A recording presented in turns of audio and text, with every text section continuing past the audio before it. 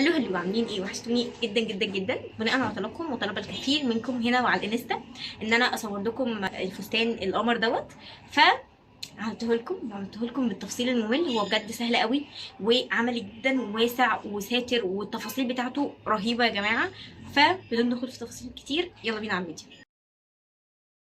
طيب مبدئيا ده كده 2 متر قماش، احنا تانيينه على 4 اهو. ناحيتين وناحيتين كمان. الحته دي كده 50 سنتي اهي، اهو 50. حلو حلو. هنعمل ايه بقى؟ هنيجي من عند الحته المفتوحه دي كده اهو، 4 حتت، 2 مقفولين و2 مفتوحين، واللي هنا دول كلهم مقفولين. يبقى هندخل 8 سنتي من هنا عشان نرسم حدة الجيرو. تمام؟ يبقى هندخل هنا 8 سنتي او 9 سنتي، يعني معاكي لحد 10 على حسب انتي مليانه ولا رفيعه، بس انا بعملها في الوسط اللي هو 9 سنتي مثلا. تمام؟ وبننزل من هنا من 12 ل 14 سنتي على حسب برضك انت عايزه ايه. انا مثلا نخليها برضك في الوسط 13 سنتي. تمام؟ وبعد كده نوصل النقطة دي بالنقطة دي، نرسمها بطريقة دائرية كده عشان دي اللي هي حردة الجيرو. تمام؟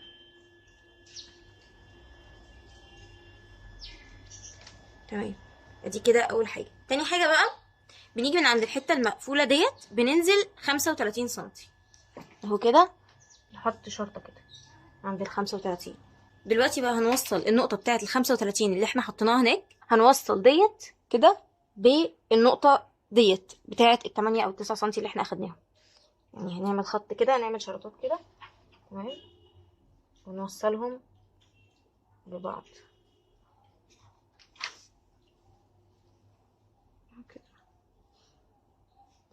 لو في مسطرة طويلة يستحسن، يعني انا مشكلتي ان انا المسطرة بتاعتي مش دلوقتي مش موجودة معايا، بس انتي ايه تحاولي تظبطيها كده، الخط ده بالخط ده. تمام؟ اهو كده وصلناها الاتنين ببعض. تمام؟ وبعد كده هندخل من عند النقطة بتاعت ال35 اللي هناك ديت، هندخل لحد 40 أو 45 سنتي. ده بقى الوسع بتاع الفستان بتاعنا. تمام؟ أنا هدخل لحد 45 سنتي. تمام؟ وهحط شرطة كده كده اهو. دخلنا هنا ال 45 سنتي، وبعد كده هنوصل نقطة ال 45 بالنقطة اللي بره دي. تمام؟ بطريقة كده ايه، مستقيمة اهي كده. وبعد كده هناخد بقى نقطة ال 45 ديت وننزل بيها على واسع على اخر القماش. تمام؟ يعني اخر القماش اهي قدام كده، وهننزل بقى على واسع يعني زي كده مثلا، يعني هتبقى بشكل مثلث شوية. تمام؟ ولحد اخر القماش بقى عموما. تمام؟ وانت هتقصي بقى ايه، تفتحي الحته بس ديت. هنبدا بقى ايه دلوقتي، نقص اللي احنا عملناه دوت. هنقص الاول الحته اللي فوق دي نفصلها، لان ده هيبقى الصدر بتاعنا. تمام؟ بسم الله.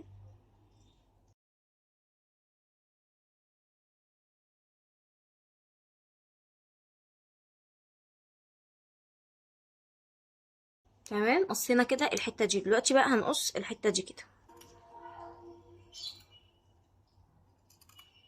يبقى هنشيل دي كده، دي كده خلاص مش هنستخدمها في حاجه. دلوقتي بقى هنقص الحته ديت لحد نهايه القماش. تمام؟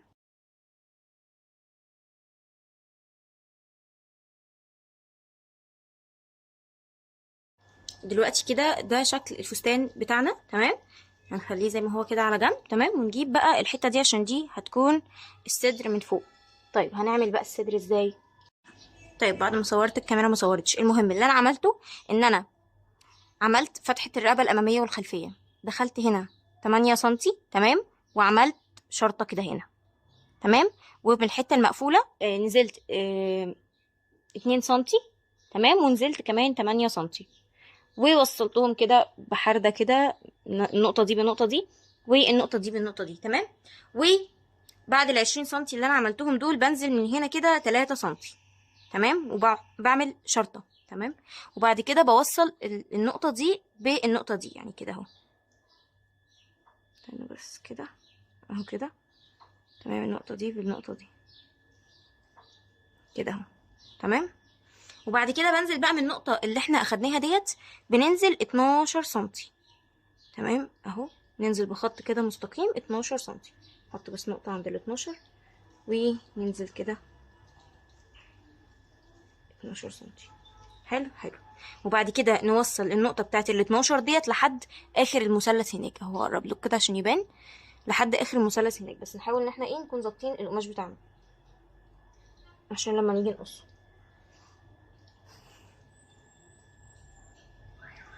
تمام. الحته تحت عايزه تتظبط.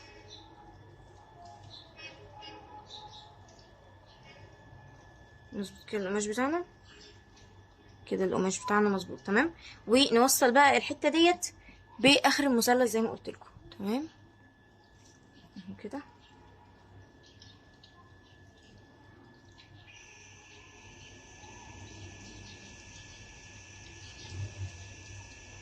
كده بالورب كده. بس نحاول نظبطها. نقص كده الحته دي.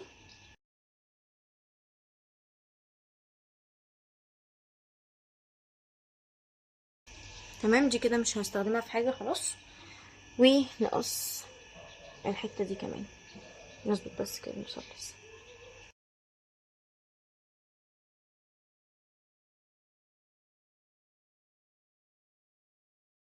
نشيل بقى القصايص دي. دلوقتي بقى نقص الحته بتاعه الكتف والرقبه، نظبطها اكتر كده، خليها عند ايدي. مش هنقص الرقبه الاماميه عشان الرقبه متوسعش معانا. انا مش عاملاها بسوسته ولا اي حاجه، ولا بمرد او زرار، يعني مش عامله اي حاجه. انا عاملاها كده اللي هي ايه الوسع بتاع 8 سم. ونقص الحته بتاعه الكتف. تمام. بسم الله.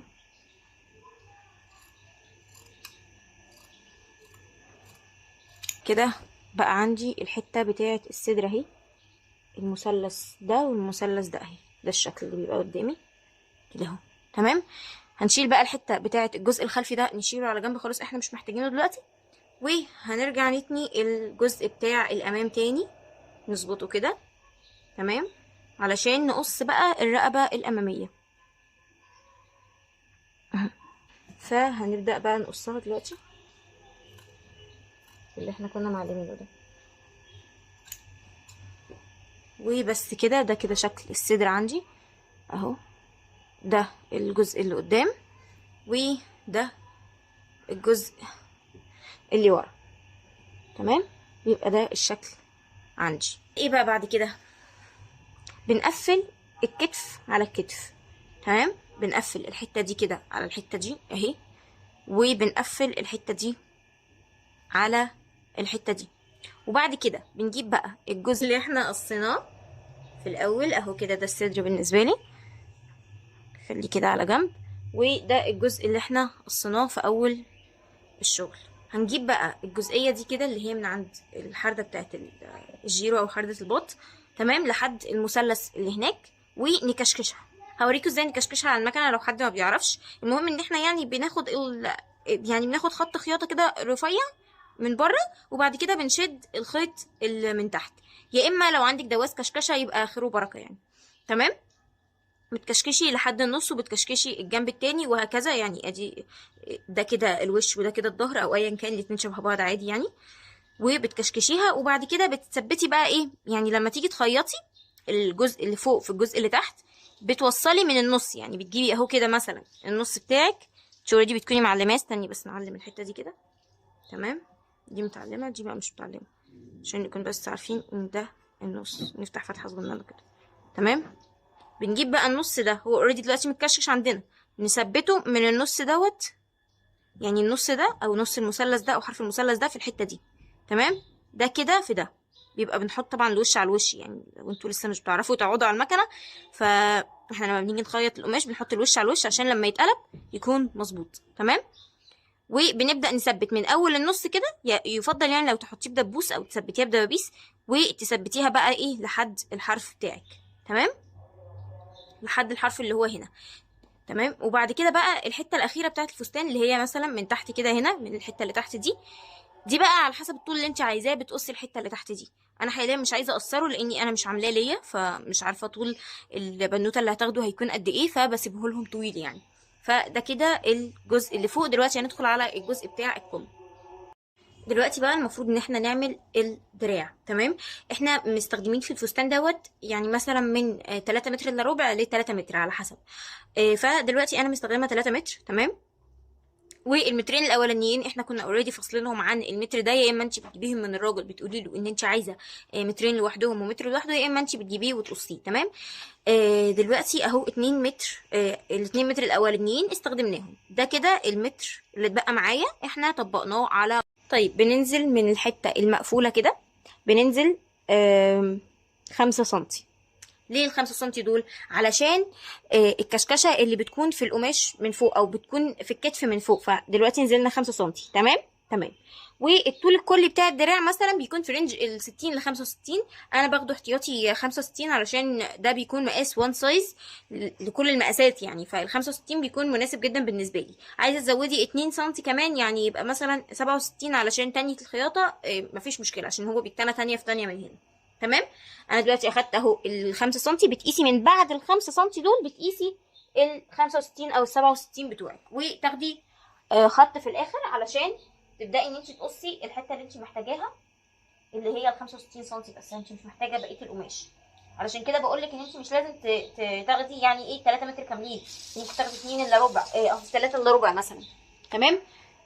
طيب دلوقتي قصينا الكم بتاعنا اللي هو بقى 65 او 67 سنتي. تمام تمام. بعد ما نزلنا هنا كده 15 سنتي، هنوصل ال15 سنتي دول يعني ايه على طول القماش كله كده. تمام، بشرطات كده. تمام، ونيجي من عند النقطة دي نوصلها بال5 سنتي اللي فوق بخط مايل كده.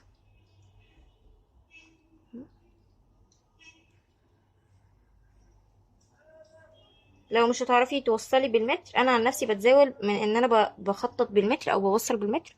دايما بوصل بمسطره بيكون اسهل لي بكتير عشان الخط يطلع مظبوط، بس كده مش تفرق في حاجه يعني. تمام، اهو كده تحاولي بس ايه تظبطي الخط بتاعك. تمام، وبعد كده بتيجي الخط ده مثلا اهو كده طلع معايا 30 سنتي، بتجيبي نصه يعني عند 15 سنتي وتعملي نقطه او تعملي شرطه عشان تعرفي ان ده النص بتاعك. تمام، هتيجي مثلا عند ال7.5 وتعملي شرطة اهي، 7.5 تعملي شرطة. ونفس النظام هنا اهو كده مثلا 15 سنتي، هتيجي عند 7.5 تعملي شرطة كده عشان يطلع مظبوط معاكي. تمام، تعملي ايه بقى؟ تيجي من عند الحتة دي كده وتوصلي الحتة دي، وبعد كده تطلعي كده. يبقى هنيجي من النقطة دي كده من الحرف ونوصل كده اهو كده اهو بالنقطة دي. تمام، بطريقة كده ان انت ايه يعني تعملي زي نص دايرة كده، او نص دايرة ايه ربع دايرة ايا كان، انت تعملي قوس كده. وبدل بقى ما توصليها هنا على طول بتطلعي كده ايه الحتة دي كده عشان توصليها بالحرف من هنا عشان نحسبه ال5 سنتي اللي احنا اخدناهم معانا اهو كده. تمام، تحاولي تظبطيها كده على قد ما تقدري.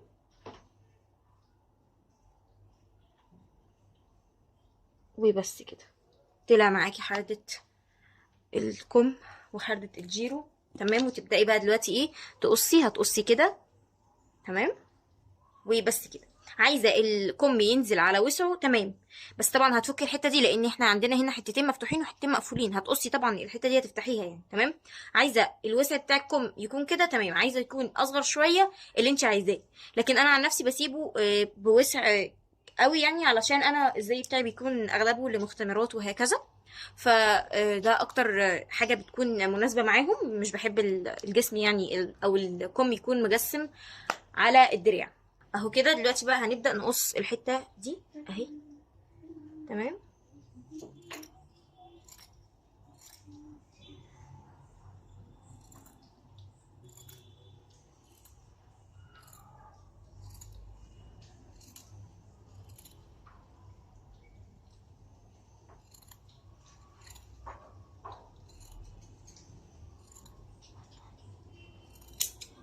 تمام. دي كده طبعا مش هنستخدمها في حاجة، واهو ده كده الكم بتاعنا.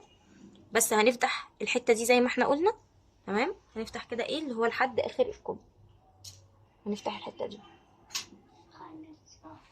نفتح الجزء اللي تحت ده. انا عن نفسي بقص كده عشان يطلع معايا مظبوط، بقص كده الطرف كله اللي هو بفوق وتحت.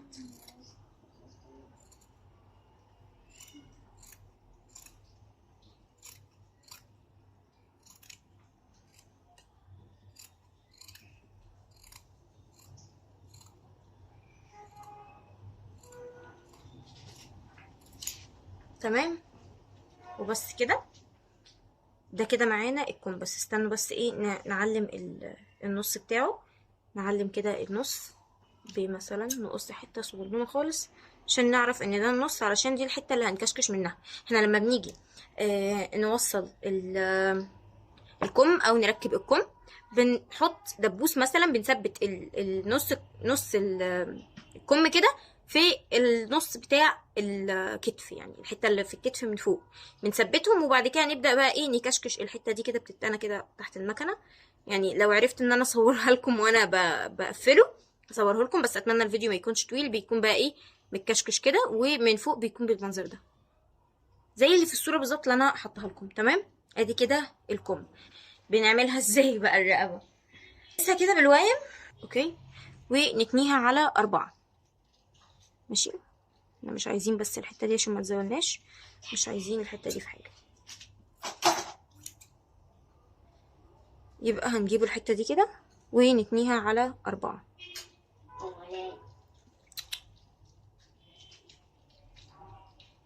اهي كده على 2، وبعد كده نتنيها كمان واحده على 4. تمام تمام.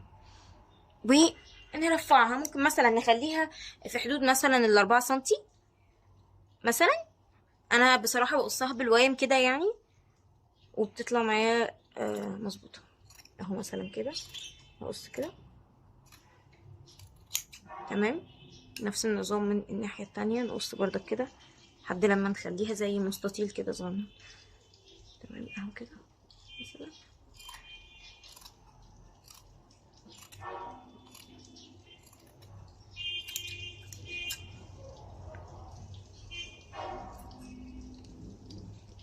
دي كده معانا الرقبه اللي هتتركب، او البي، يعني شريط البي زي ما بيقولوا، اللي هيتركب فيه الرقبه. فاضل اخر حاجه خالص وهي الحزام بتاع الفستان. تمام، ده ممكن بقى نقصه من الفستان نفسه، يعني من الديل بتاع الفستان نفسه نقص حته كده علشان نعمل منه الحزام. لو مش عايزينه الحزام يفضل يعني، علشان كده يعني ما يبقاش ضيق، لان كده كده انتوا عارفين يعني الحزام او اي حاجه بتحدد الوسط بتكون حرام. تمام، بس كده. وهنقفل بقى الشغل، وبعد كده نشوف بقى. يعني لو الفيديو طلع طويل معايا مش هعمل لكم بصراحه الفيديو كله بتاع التقفيل مع دوت. هعمل لكم جزء التقفيل، وجزء للقص، يعني جزء ده لوحده وده جزء لوحده. لو طلع الفيديو قصير هحط لكم الاتنين مع بعض. بس كده، اتمنى يكون الفيديو عجبكم، ولو عجبكم اكتبوا لي تحت في الكومنتات. متنسوش تشتركوا في القناه، وسلام.